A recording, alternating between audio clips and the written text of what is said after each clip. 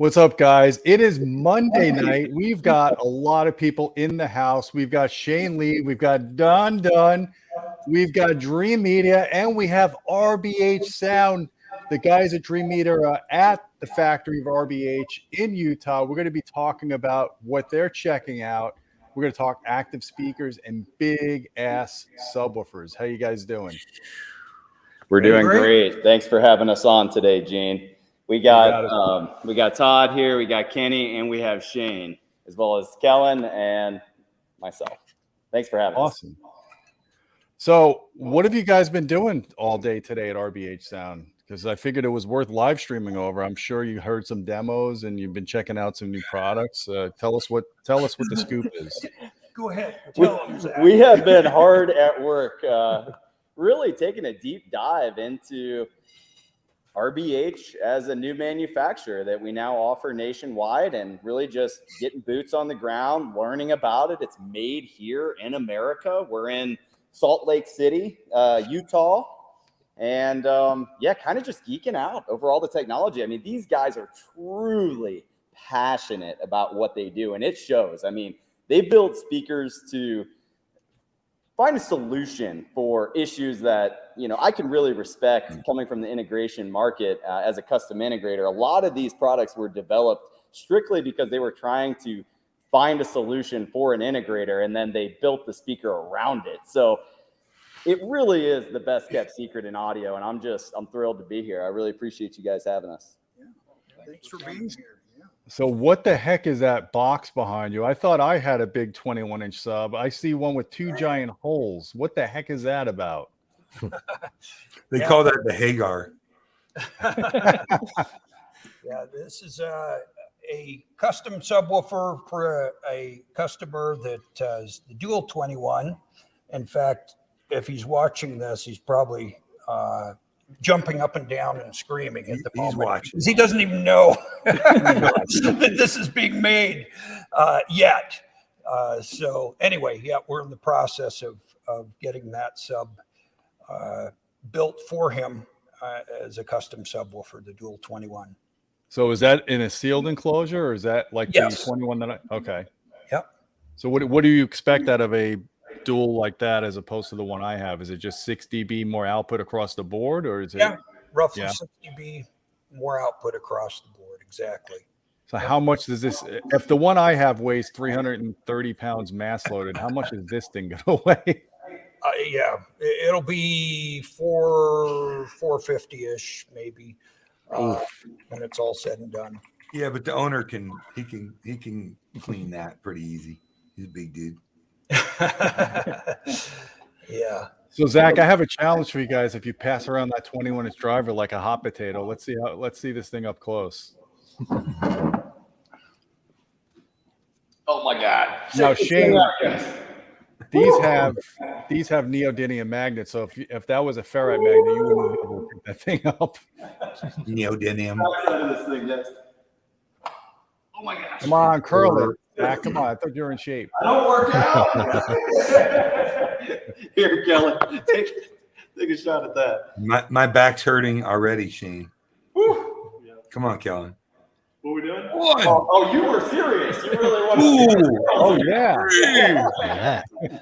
Yeah. Need to shop at Sprouts. Carried this enough.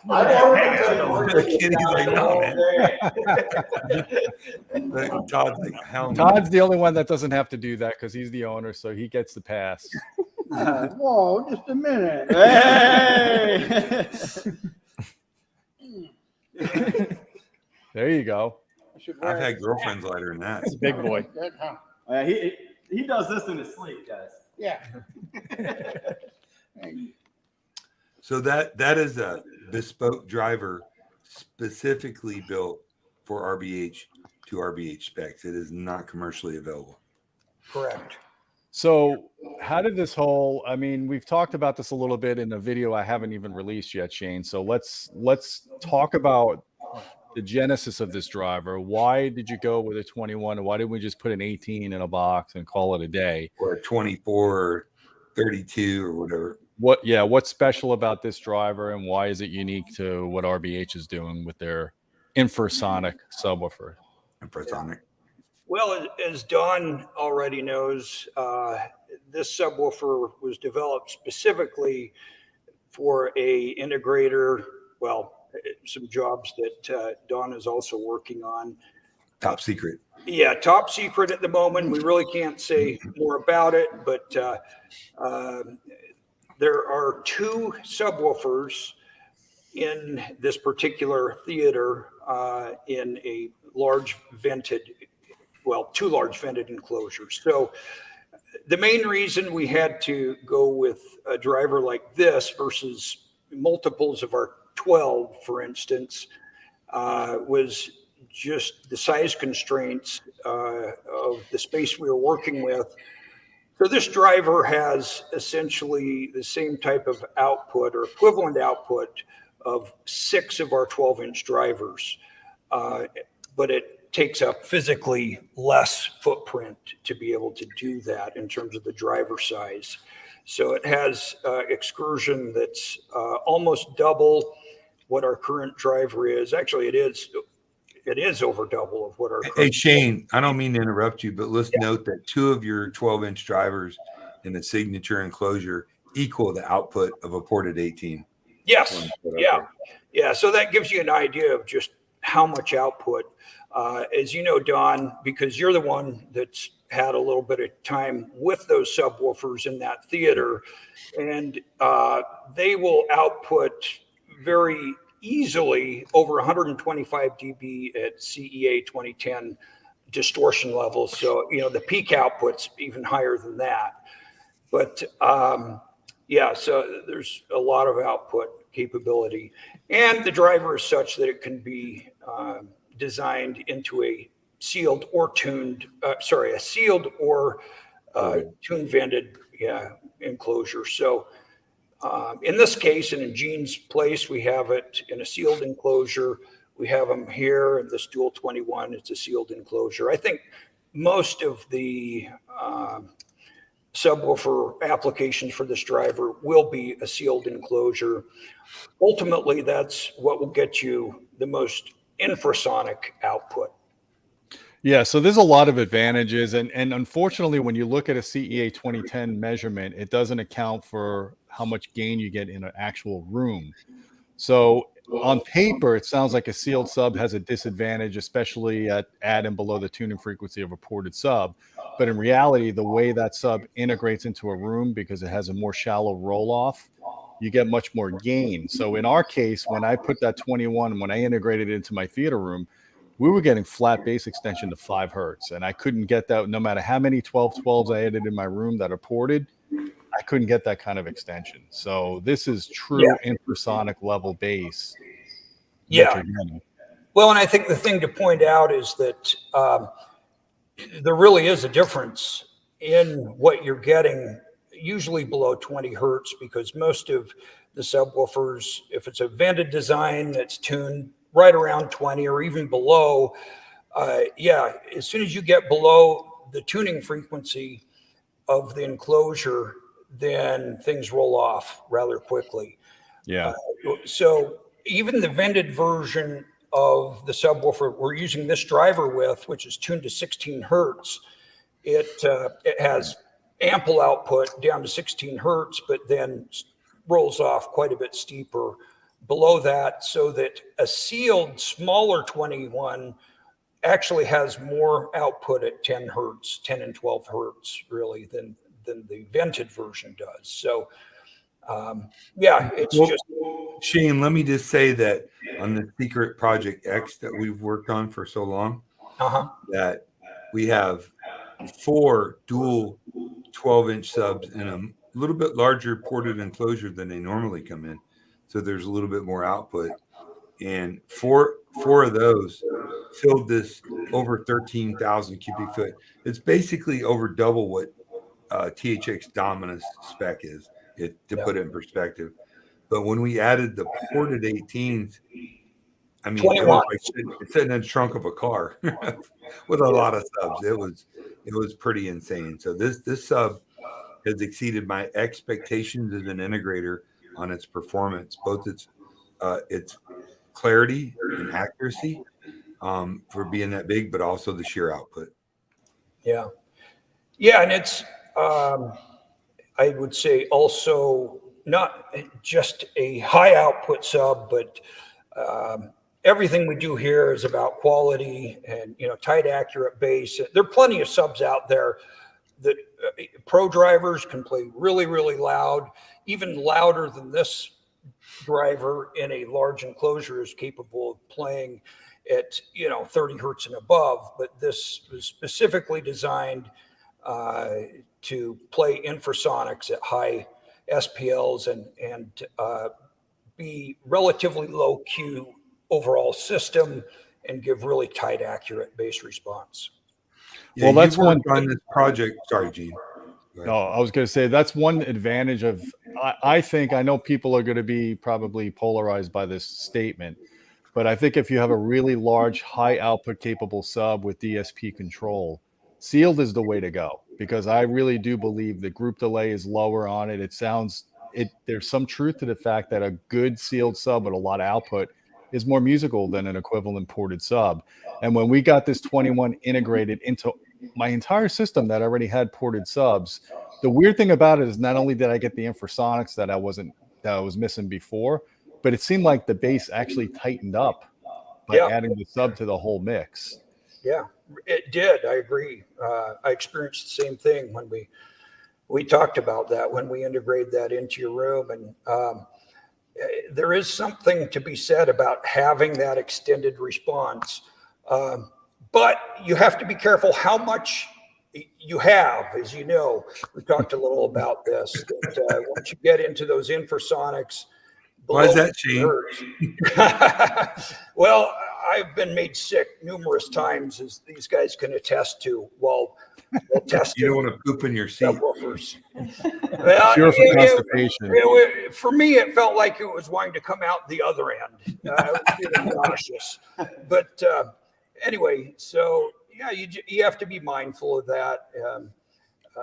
That once you start plumbing the depths, that especially if it's a smaller room,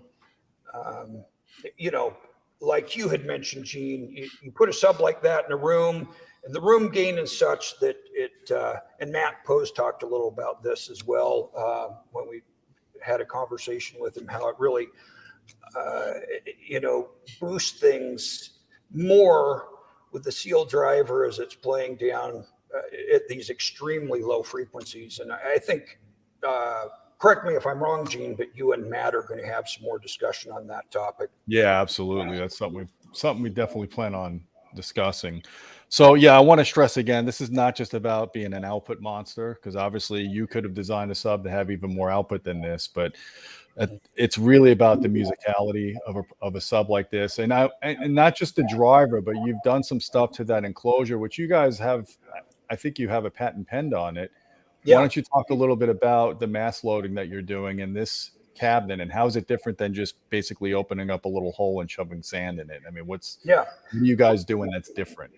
So what we've done is, we initially had to mass load the enclosure just because of how strong the motor force was on the driver, just to keep it essentially on the ground when I was pulling some CA 2010 burst tests, that kind of thing, because it would start to lift, rock back and forth. Now, this enclosure is relatively shallow. Some of the sealed enclosures we're doing, but we can design to any size, quite frankly. But the thought occurred to me that, well, all right, if we're going to put this mass in here, the one drawback is that we're taking away from volume of the enclosure, simply to have a separate chamber just for mass loading. And I started looking into it, and there's some real advantages, or we'll say there's some capability inherent in that mass loading with a granular substrate sand of certain size granules that is very absorptive from an acoustic standpoint. So it was simply a matter of killing two birds with one stone.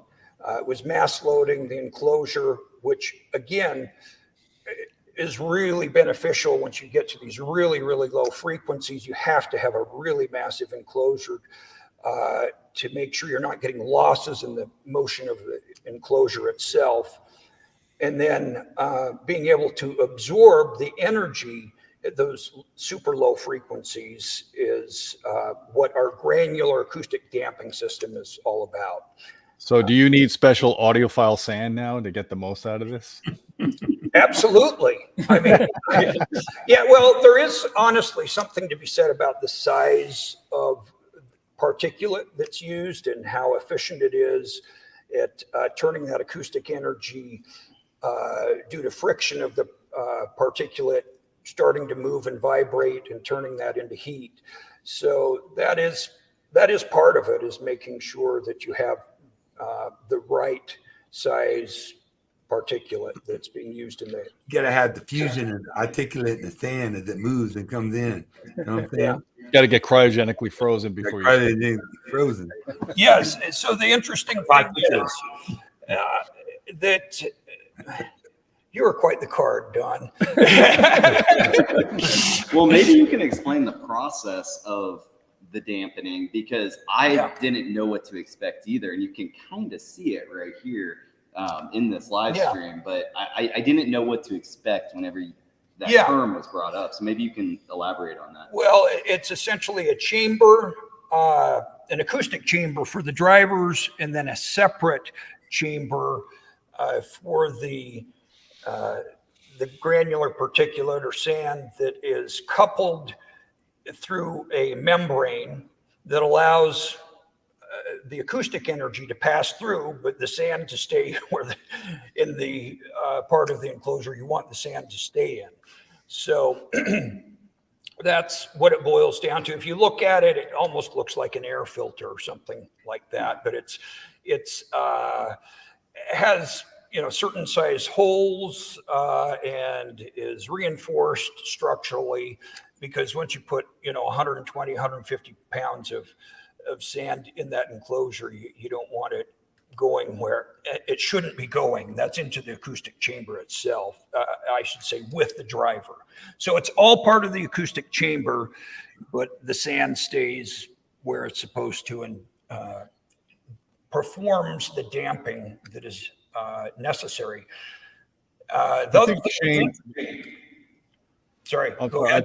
I think Shane Lee had a question about because I was talking to him about this, about can you use lead shot, right? Steel Shane, shot. What kind? Well, yeah. Steel So shot, different materials like that will be more or less efficient at dissipating the acoustic energy.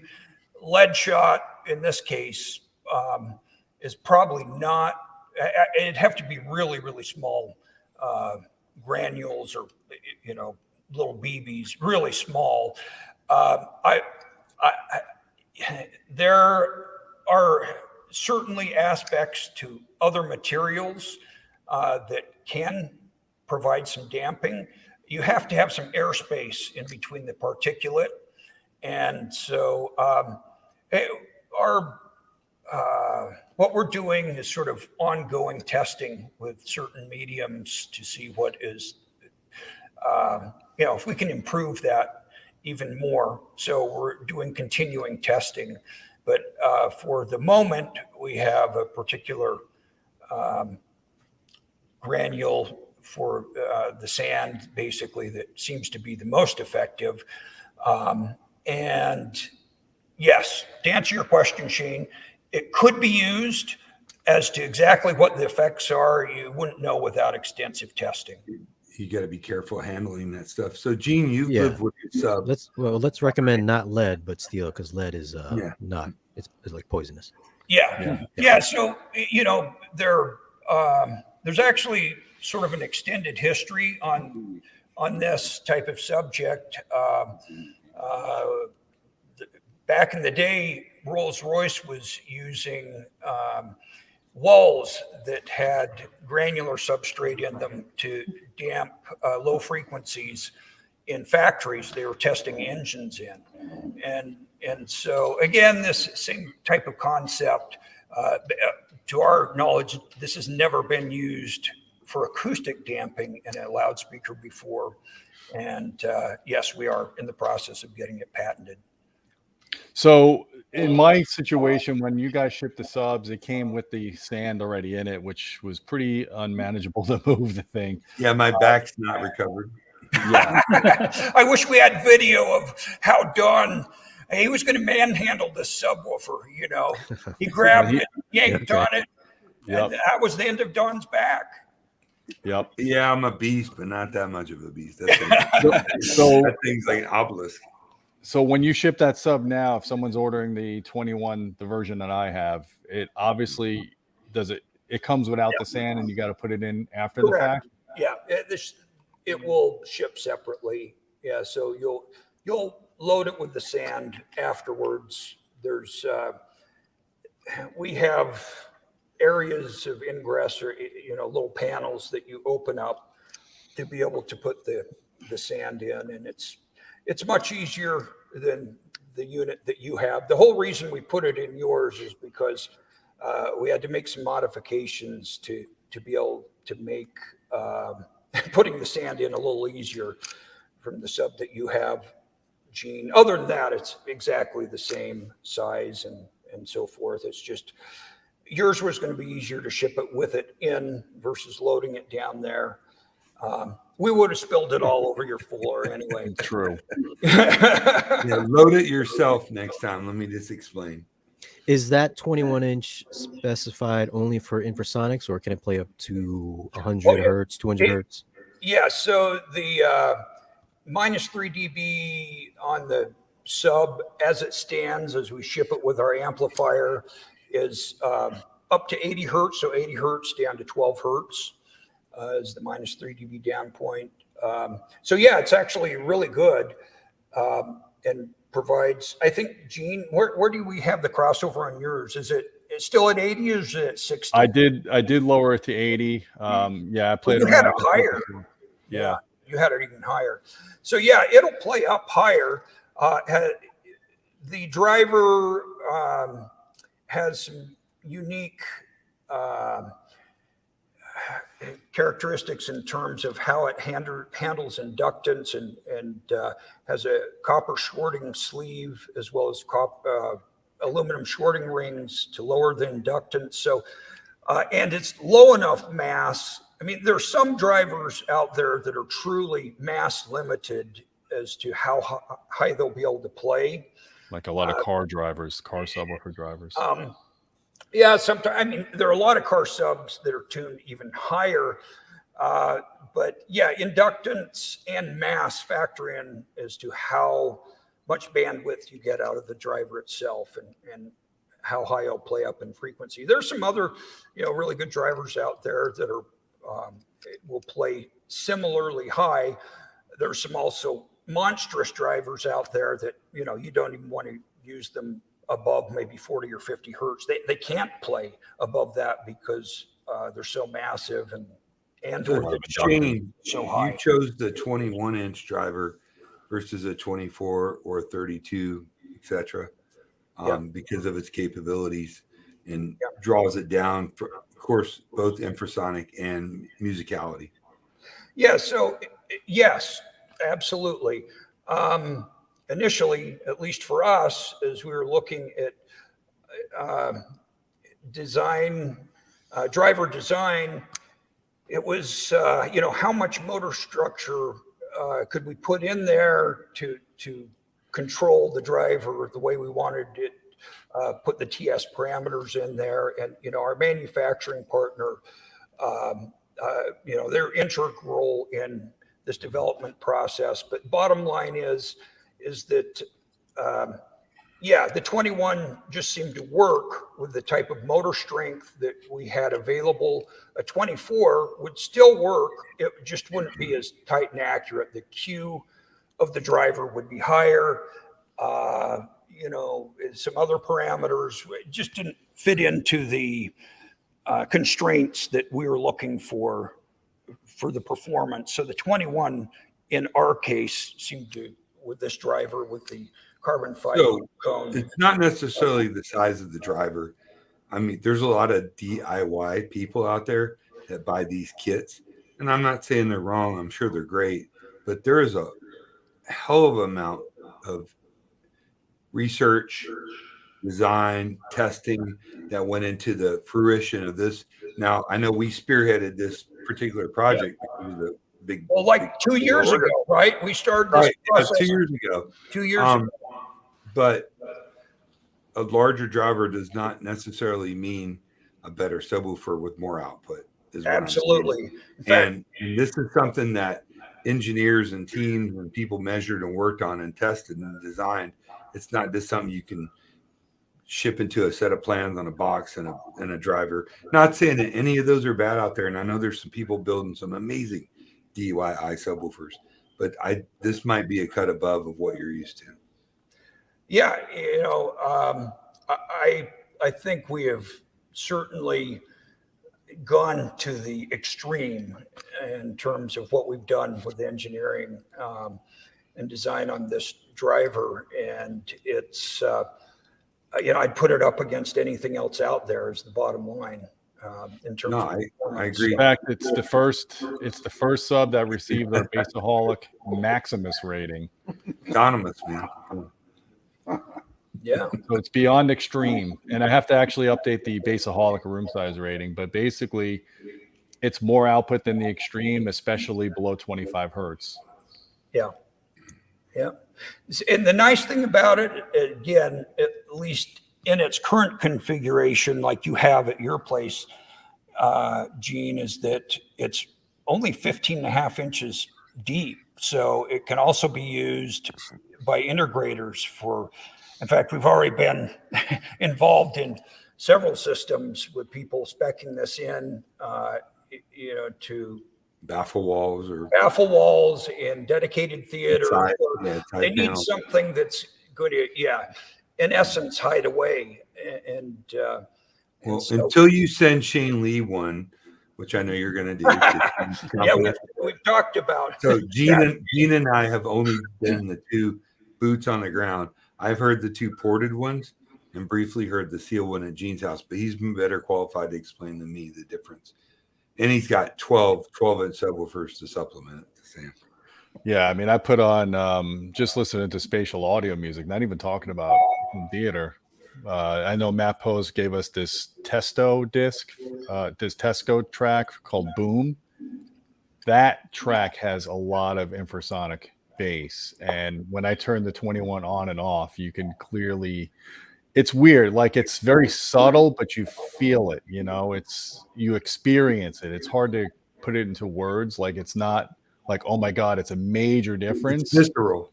But you miss it when it's off. Yeah, there is something to that extended bandwidth.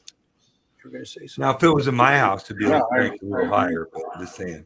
Yes. Don would have the roof blown off his house. You're technically correct, Gene. So just to give you an idea on testing this, because there was a lot of time spent, testing not only our subwoofer but the driver and the development with our manufacturing partner. And some of the testing we did was in our assembly area, and we happened to have a Coke machine or a pop machine there, a soda machine. And so I was testing that sub at real high output at about 8 hertz, and the pop machine was literally, starting to rock back and forth. I mean, that's the kind of energy we're talking about. Shane, what's a pop machine? Soda, I'm sorry. In Utah, it's pop. That's just what we do. We do pop. But I know, soda. Sorry, Don. I was just curious. Well, we're going to be doing more coverage of that sub. I've got a video coming out pretty soon on that, and then I'm going to be doing, some more measurements and a formal review eventually after I get caught up with CEDIA and everything else. But I want to talk about what I've been blown away with is your whole line of active speakers. Obviously, I've got the SVTRS, whatever you call it now, because the model numbers change a lot. But that's in my theater room. That's a big speaker.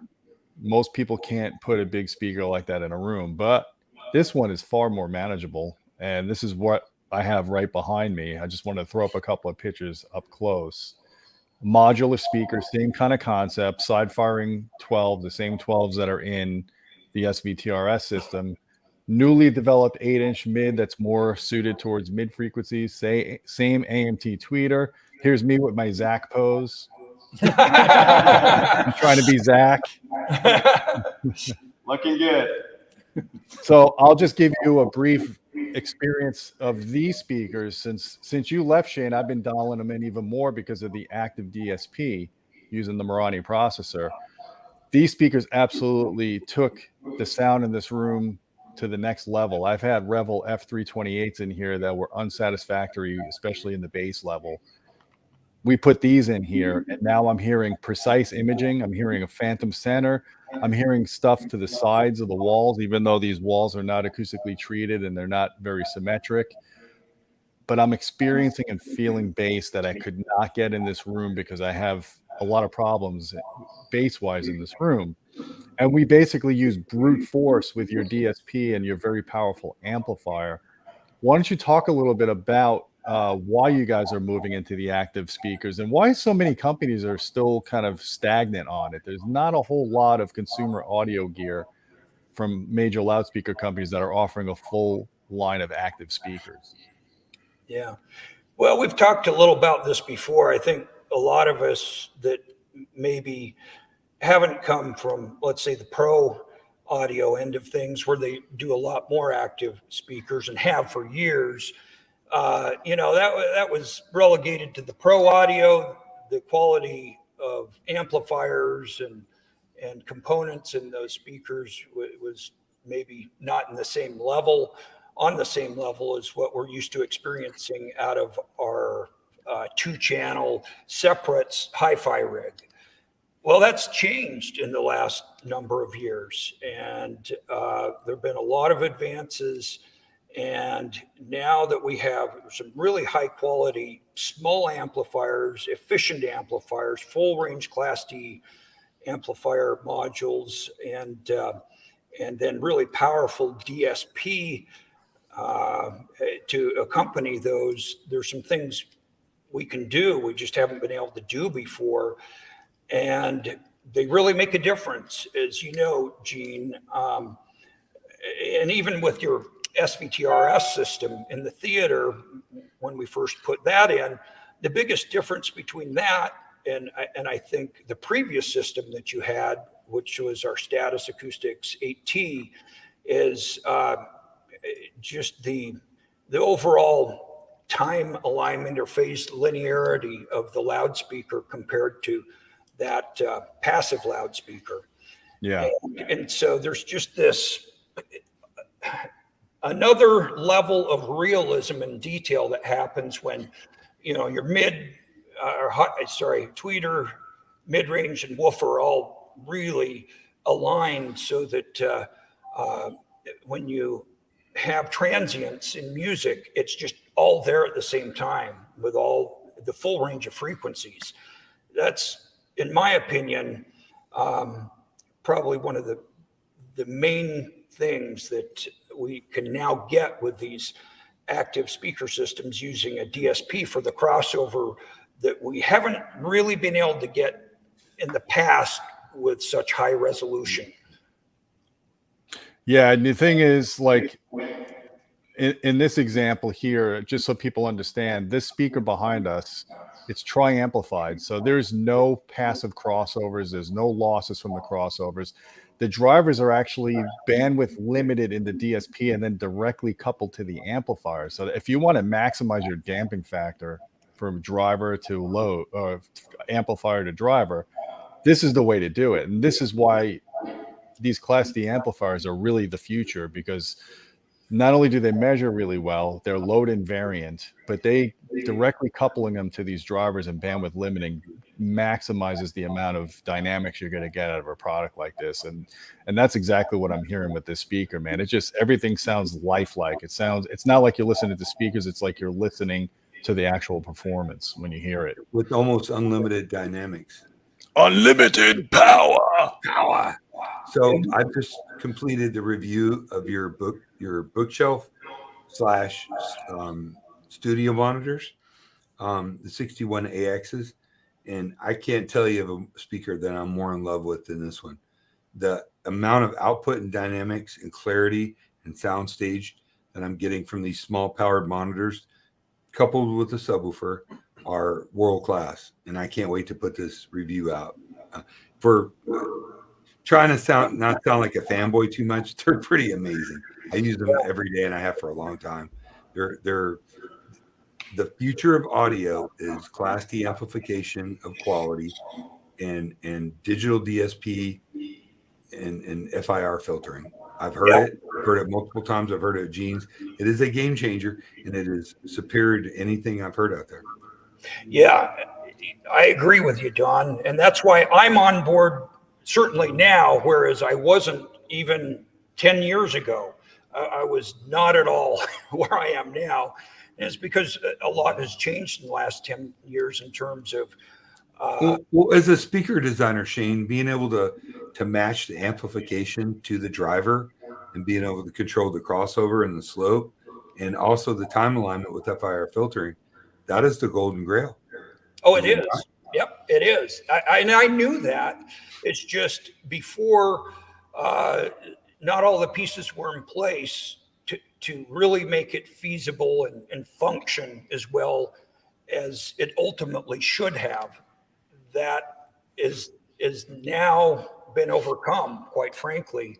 So, we're one of just a handful of manufacturers out there that they're doing this type of active speaker system, whether the amp is built into the speaker itself or it's separate components outside of the speaker, but still an active speaker system with an active crossover, powered speaker system with active crossover. And they all sound great. Yeah. I guess the difference is a lot of these are built as lifestyle speakers. So they have their own app native, the ability to stream. Yours don't do that. Yours are just strictly about sound performance and output. Correct. And audio. Yeah. Can you see my screen with the Marani? Yeah. Yes, sir. So I just wanted to show people what we're talking about. Basically, this Marani DSP is, I think it's an 8-channel. We're only using 6 of the channels in this case because it's a tri-amplified system. What you're looking at here is you're looking at the crossover integration of this is the tweeter for the left channel. This is the mid-range for the left channel. This is the subs where we did a lot of magic to fix the problems in my room. You can see we put a lot of gain in the bass where it was needed. And because there's 2 12-inch high excursion subs in there with, Shane, what is it, a 1200 or 1500 watt amp going to each of those subs? Yeah, it's closer to 2000 actually. Yeah, so we got plenty of horsepower. I hear planes or something going off in the background. Yeah, we've got an Air Force base right next to us here, so we have to be good at that. But what did Todd say? It's the sound of freedom. That's right. Yeah. That's So right. so this is this is all the crossovers and the EQs that we did, and then if you go into the outputs here, you can see where getting a demo here. So this is the FIR filtering that's been done on the speaker to linearize it, right, Shane? Yes. So I just wanted to share that with people. So I could literally go into this system now. Let me stop sharing screen. I could go into this system. So if someone comes over and says, your speakers sound good, but they're a little bit bright, I could change that. I could go and I could EQ things up or EQ things down. You could customize the sound of the speaker to exactly what you want in your room. And you can't easily do that with a passive speaker. Yeah. Being able to be free of a mechanical crossover and being able to have, number one, enough power to drive the drivers to their maximum performance. And being able to tailor that to the sound of a room is a game changer. And if you haven't heard it, and you're missing out, because I'm telling you, there's a huge difference between traditional audio and this. Yeah. Yeah. In fact, I was just out at Kellen's place last week in Kentucky, and we were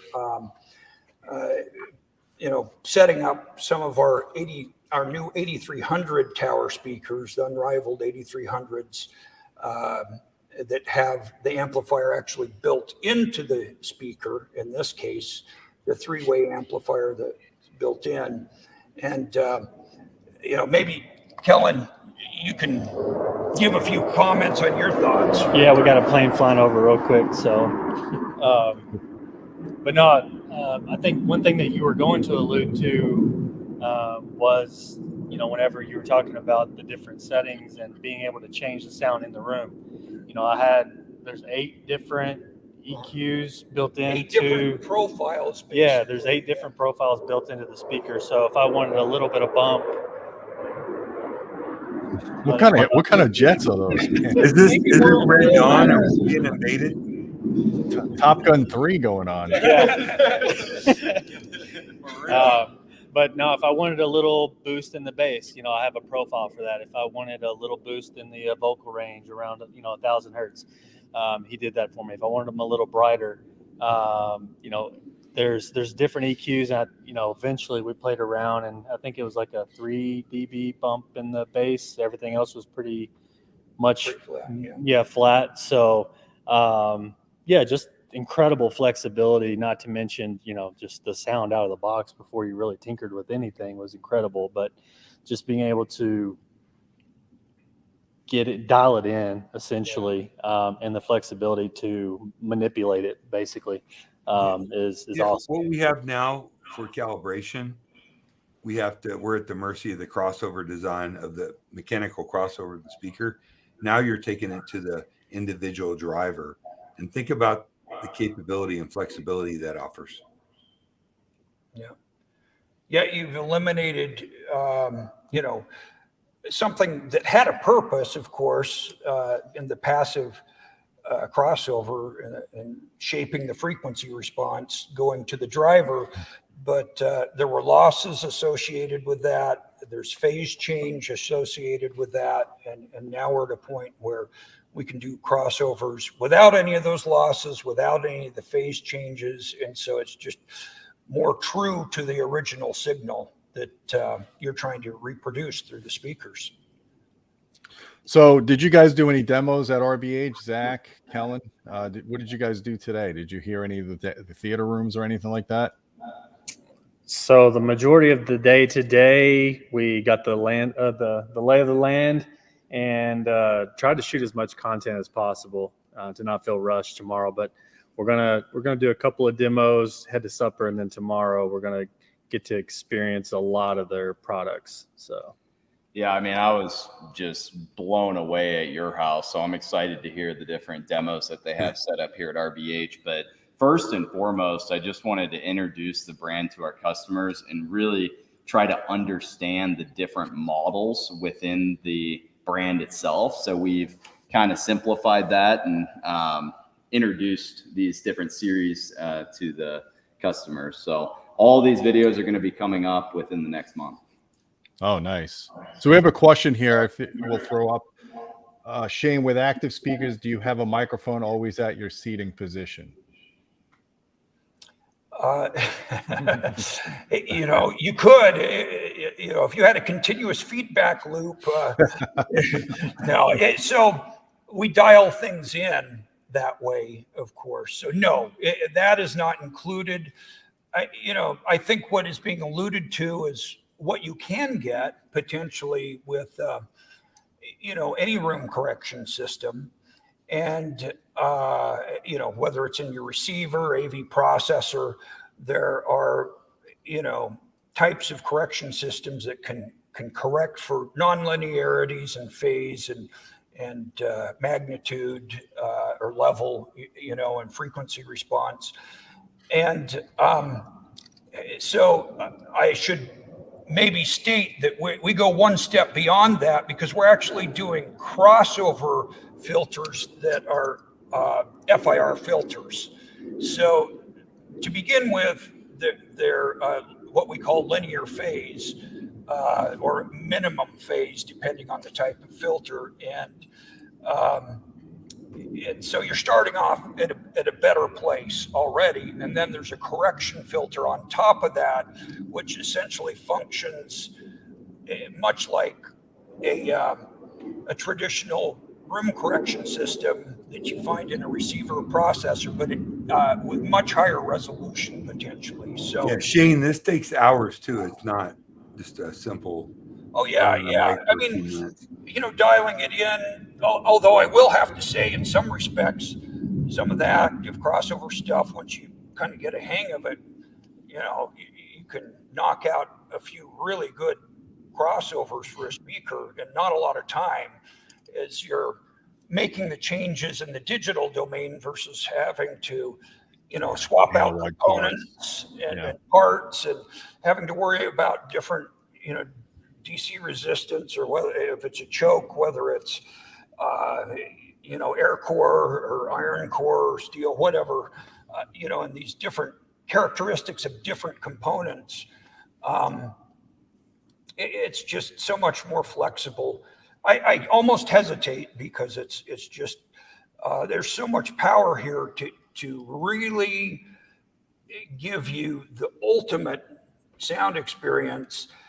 So if you know what you're doing and it's set up correctly, it can be wonderful. On the other hand, if you don't know what you're doing, you have the ability to destroy either your speakers or amplifiers. As they say, with great power comes great responsibility. And you also put enough power on each driver so they can perform the absolute limits and maximization of their ability. Wait, I got out of the box. Out of the box, if you were to buy them, do you have a default setting where it's going to sound good rather than having the end user try to figure it out? Well, so yes. Bottom line is that we may start off, for instance, with a profile that is the very most linear profile. In fact, that's why we got our start with some of these speakers being used as pro monitors, active monitors in studio situations, and they're looking for the absolute, most linear sound profile possible. So we include that. We include settings that are a little more warm in the bass, maybe a little more mid-range or a little brighter, not to the extreme, just a few dB here or there, which will hopefully, allow you to get a profile that's pretty darn close to what that's 8 DSP settings per powered speaker internally, correct? Yeah. So again, these are like pre-programmed profiles, and then our dealers, like Dreamedia, are being trained in how to set up custom profiles as well. Through the Marani. Yeah, so through the DSP processor itself. So there's some custom settings that you can potentially have it dialed in by a professional integrator or installer specifically for your room, again, and what you're dealing with acoustically in your environment. It's just extremely flexible, and is going to give you ultimately a level of performance you're just not going to get any other way without these specific tools. There's some great advice that I want to give you guys. If you have a speaker like this that's active and you want to have access to the DSP, this is the best advice I could give you right here. Remember, with great power comes great responsibility. Yeah, exactly. Yeah. I mean, so back to RBH calibrated. Well, that's what I was going to get to next. Back to what we were talking about with the SVTRS, whatever the latest model is on that, the fully active version. Shane actually will come out to your house and calibrate it for you, right, Shane? You're going to set it up for them. Yeah, for our very top of the line systems, it is included in the price, or can be included in the price, for me to visit, or somebody from the company. Right now it's me, but hopefully all of us will have that responsibility at some point in time in the future. But it really because our integrators, again, you think about it, that's something, if you can do that as an integrator, you're going to have a skill set that's maybe, a level beyond what some other people are doing. Now, again, there are all kinds of room correction systems out there and some really good AV processors. But what Zack and I were talking about this the other day at his house, and what's so neat about these powered systems is Zack has a pair of our powered 8300. Sorry, Kellen, Zack, Kellen. I apologize. I get you guys mixed up. It's been a long day. It has been a long day. So Kellen's house, and Kellen and I were talking about this, where he's just got a pair of speakers.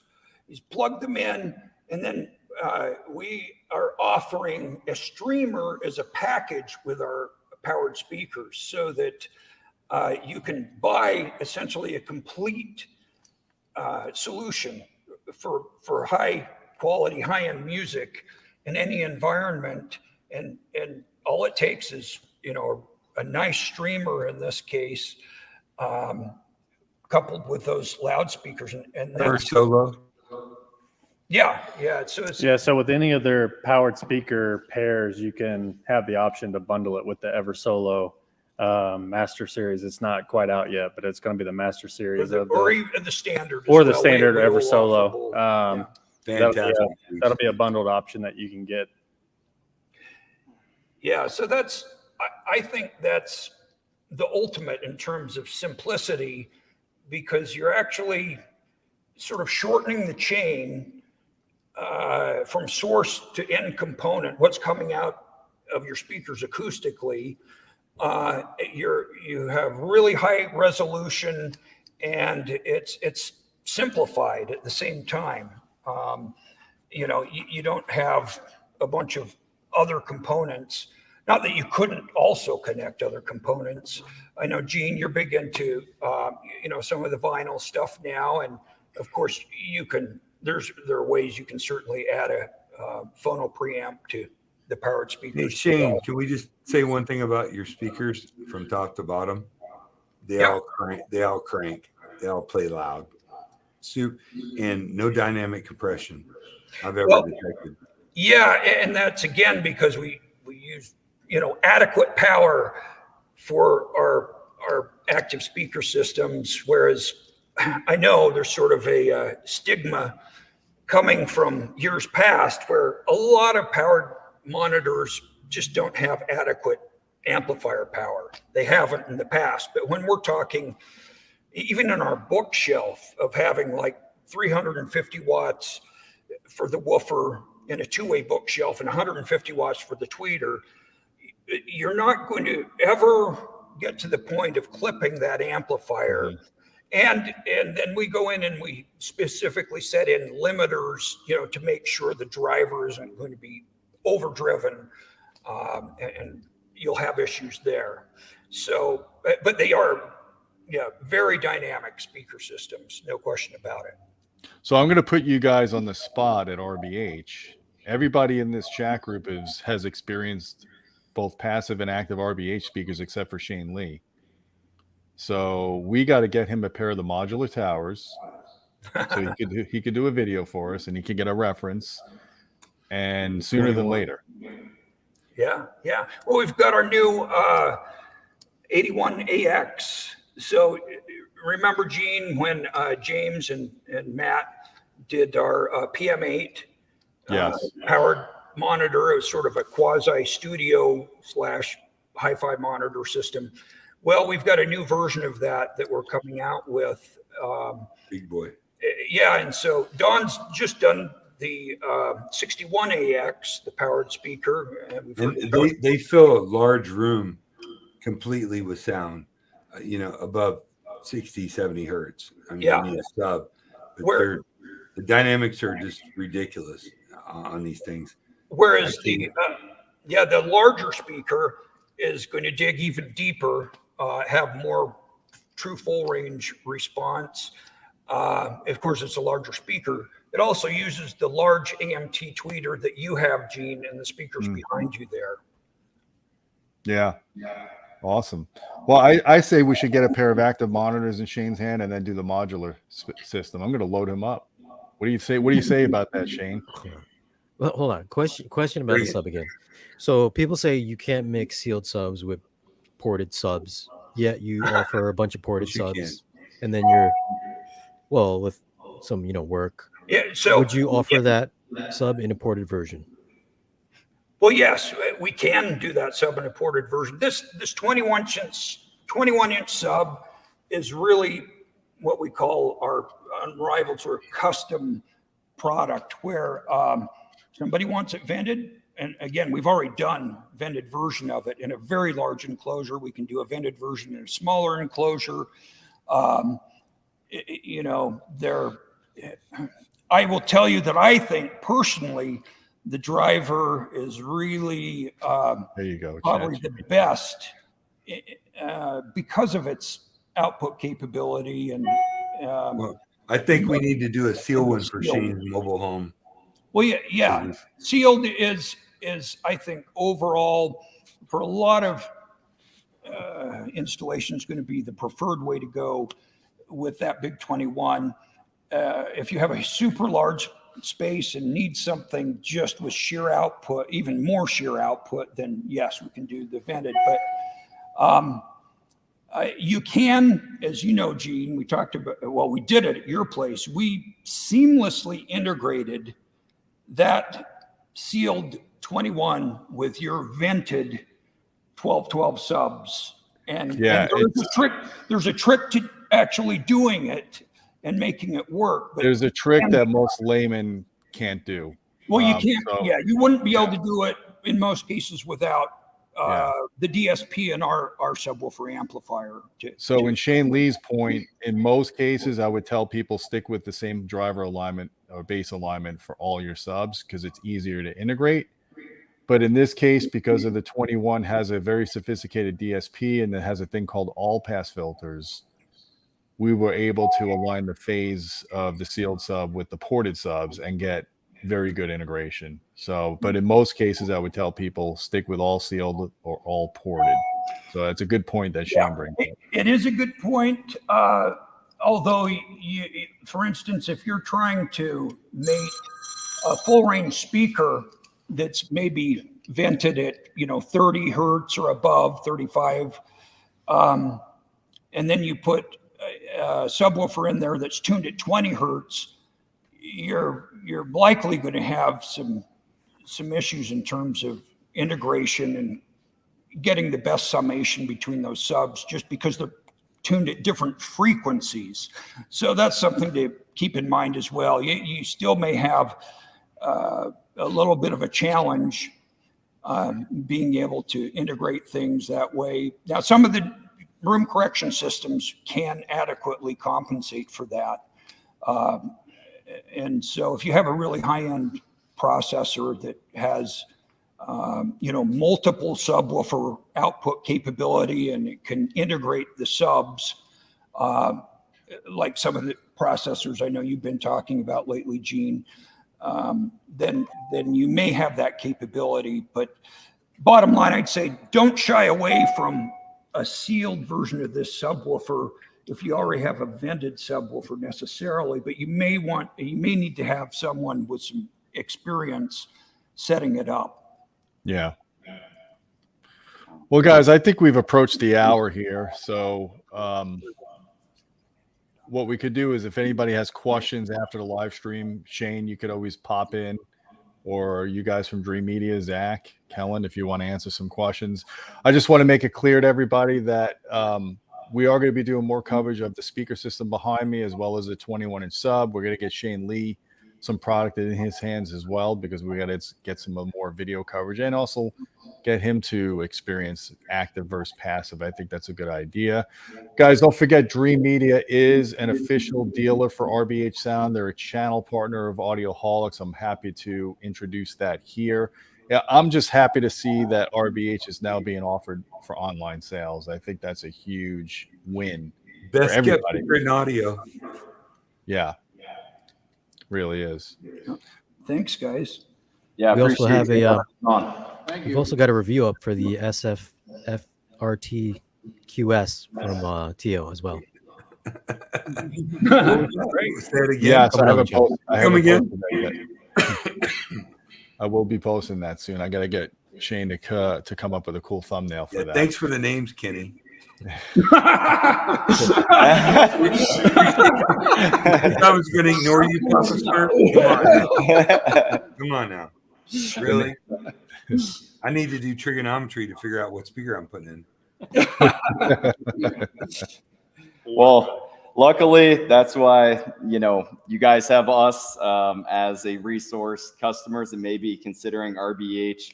We love this stuff, and everything Shane's talking about with tuning and setting it up properly, we're going to make sure it's done perfect. We're passionate about the brand and would love to talk to you guys about it. If you're interested in learning more, just reach out for a video consultation, and we'll tailor a package specific to your needs and budget.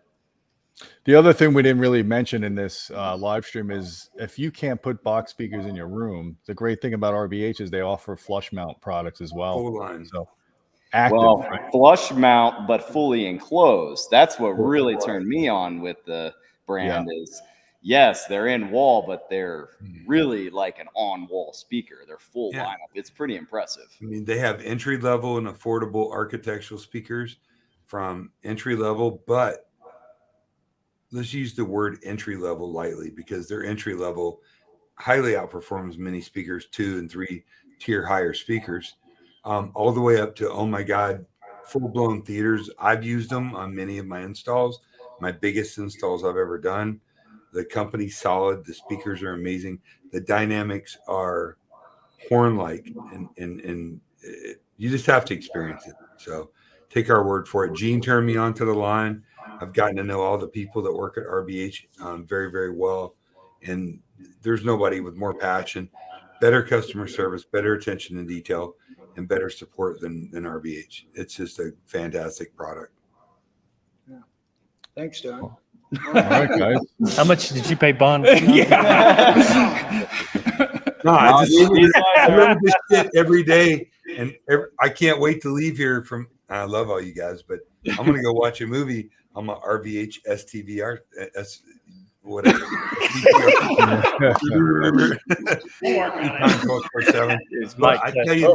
We're going to be going over all of the different variances and models and upcoming episodes. please do it. I need that for my own cheat sheet.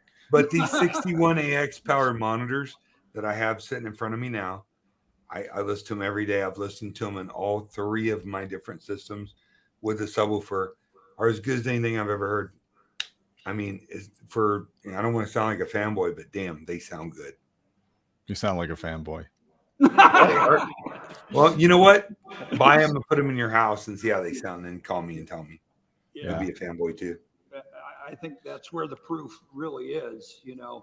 Our company hasn't done a lot of marketing over the past years, and the best marketing that has ever been done by our company is from customers like Don that are just elated with what they have. Or Zack. Zack's going to be a damn good.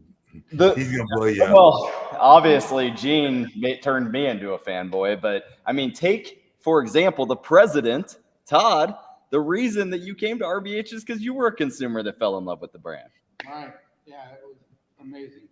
Yeah, we're going to have that on our channel too, a little backstory on RBH and, kind of just the passion that this team has. If you guys have been following the Dreamedia channel, we're the same way. We're always just looking to do better and perform better and provide a better service to our customers. And you guys are on that same journey. Yeah, and we really look forward to working with you guys because, that's one thing we became aware of real quickly is that, you're really competent in what you're doing. And that's why we're basically teaming up with you in this kind of venture. And, I would say we're pretty selective with a lot of our dealers because we want to make sure that the product that goes in is installed correctly and you know, if it's not, that can ruin the whole experience. And so we're just excited to have you guys on board and be doing things with you from here on out with all these great products. So I think the future is bright. Thanks, Shane. But not bright as a bright speaker. Yeah, not too bright. I don't like speakers that are too bright. It's a little bright. Sorry, what were you saying? Did you have Todd? something to add, Todd? What? When Don was trying to walk over me? Sorry, Pops. Okay. So, well, I just did what Shane said. You know, he said it better than I could. We're glad you're here. Thank you. Well, thanks. I appreciate it, Todd. Greatly appreciate it. Yeah, good people. Same. All right, guys. Well, I think that's a wrap. Any last comments before we close this thing out, or are we good? I appreciate you having us on, Gene. Thank you so much. It's awesome having you guys. Guys, if you like this video, please hit the thumb up, hit subscribe to Shane Lee's channel as well. Don't forget about both of our Patreon channels if you want direct access to us to suggest video topics or ask questions. Don't forget to check out the Dreamedia YouTube channel as well for future RBH coverage. And until next time, my friends, keep listening.